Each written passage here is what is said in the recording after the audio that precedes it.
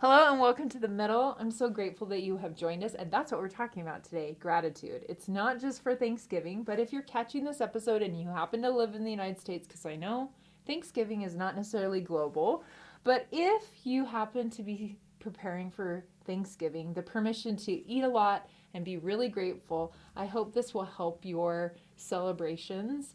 But if you're happening upon this video way after the holidays, I have come to understand that the greatest tool that changes my mood is exercising gratitude. Just the other day, I was driving on the road. I may or may not have been grumpy, and then someone was rude to me, which just made me more grumpy. And I knew I wanted to talk to you about gratitude, and so I practiced what I preach. And instead of like getting angry back at this rude driver that was very rude to me, I started practicing some gratitude. I was grateful it was sunshine outside, that I had gas in my car, that my car was working. I happened to be listening to Christmas music, don't judge me.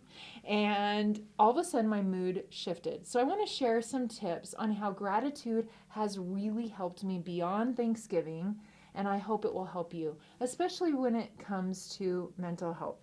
Gratitude for me is a way in which I can release negative energy. And so, you know, those days where it feels like everything is going wrong and everything's not working in your life, and that's the day that something breaks at home, or your kids spill juice all over the floor just after you finally mopped the kitchen floor. I have found that gratitude is the quickest way for me to stop going down that dark road of grumpiness, where then I just feel more grumpy. It just feeds on that feeling, and I start practicing gratitude. One of the other ways in which gratitude has helped is in relationships, whether they're work relationships or family relationships or even friendships.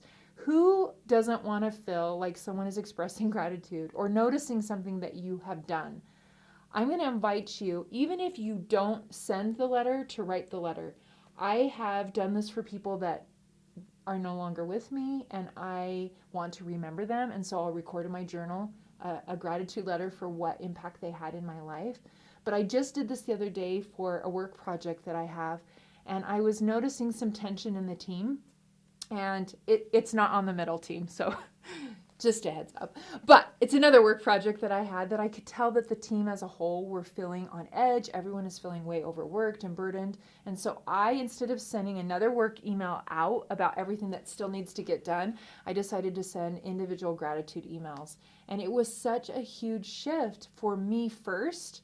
But then over the next few days, it was funny. People on that team said back one-on-one to me, like, did you know what was happening in my life? Like, one individual, his wife had been in the hospital. I had no idea. Another individual was just feeling totally stressed about her church calling, her family situation, and work, and it kind of shifted the mood of the team as a whole. So I invite you to write a gratitude letter. Maybe you don't send it, maybe you're not in communication with that person because they're no longer with you, or if they are, send an email and in the subject line say gratitude email so that people will open it, because you know how it is, your email inbox is so full, you're like, I don't want one more email. And see what that does to your work relationships. The next thing I want to invite you to consider is, just like any habit, the more you practice it, the easier it gets. The opposite is true. The more we practice being negative, the easier it is to be negative. You know those people that when you're in a group setting or at dinner with them or you're hanging out, and all of a sudden they're the one that always brings up the negative thing, and they're starting to complain, and then someone else starts to complain, and soon it's just this big complain fest. I've also noticed that if one person start expressing gratitude in a group, that starts to ripple through as well. And I've noticed for me that if I make a habit, like every day at noon expressing gratitude or setting a timer on my phone, it becomes more obvious that my brain goes to gratitude instead of going to negativity. The truth is that over time, gratitude changes your brain function. It literally rewires your brain. So, on a neurological, scientific level, gratitude actually improves your brain function, which I think that's so great, considering that, you know, this is the season for expressing gratitude. It actually helps your brain and improves your health and helps you sleep better. So instead of scrolling through social media tonight right before you go to bed, which, let's admit, we all kind of do that, I try to make a practice of putting my phone down, and I've switched this a little.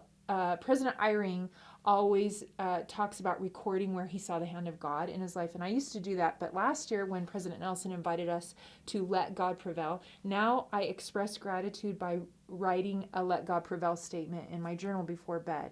And that kind of sets my tone for my sleep. Instead of seeing all the social media posts or the news headlines that are negative, I try to see throughout that day, how did God prevail in my life, which is just code for what am I grateful for? Where was the miracle that I may not have noticed? Zig Ziglar said this: gratitude is the healthiest of all human emotions.